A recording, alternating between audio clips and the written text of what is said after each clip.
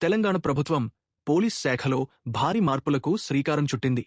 రాష్ట్రవ్యాప్తంగా పెద్ద ఎత్తున ఐపీఎస్ అధికారులను బదిలీ చేస్తూ శనివారం రాత్రి ఉత్తర్వులు జారీ చేసింది. హైదరాబాద్, సైబరాబాద్, రాచకొండ, మల్కాజ్గిరితో పాటు పలు జిల్లాల్లో పనిచేస్తున్న మొత్తం 20 మంది అధికారులకు కొత్త పోస్టింగులు కేటాయించింది.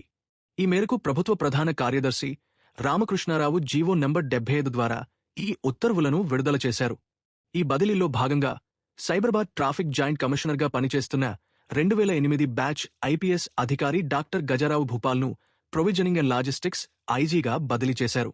ఆయనకు స్పోర్ట్స్ అండ్ వెల్ఫేర్ ఐజీగా పూర్తి అదనపు బాధ్యతలు కూడా అప్పగించారు. తెలంగాణ నార్కోటిక్స్ బ్యూరో డీఐజీగా ఉన్న 2011 బ్యాచ్ అధికారి అభిషేక్ మహంతిని విజిలెన్స్ అండ్ ఎన్ఫోర్స్మెంట్ డీఐజీగా నియమించారు. ఇంటెలిజెన్స్ సిఎస్ఎల్ ఎస్పీగా ఉన్న భాస్కరన్కు డీఐజీగా పదోన్నతి కల్పించి అదే విభాగంలో కొనసాగించారు. ఈ బదిలీలతో హైదరాబాద్, సైబరాబాద్, మల్కాజ్గిరి కమిషనరేట్ల పరిధిలోని పలు ట్రాఫిక్, లాండ్ ఆర్డర్ జోన్లకు కొత్త అధికారులు బాధ్యతలు చేపట్టనున్నారు. విజిలెన్స్ అండ్ ఎన్ఫోర్స్మెంట్ అదనపు ఎస్పీగా పనిచేస్తున్న బాలకోటిని డీజీపీ కార్యాలయంలో రిపోర్ట్ చేయాలని ప్రభుత్వం ఆదేశించింది.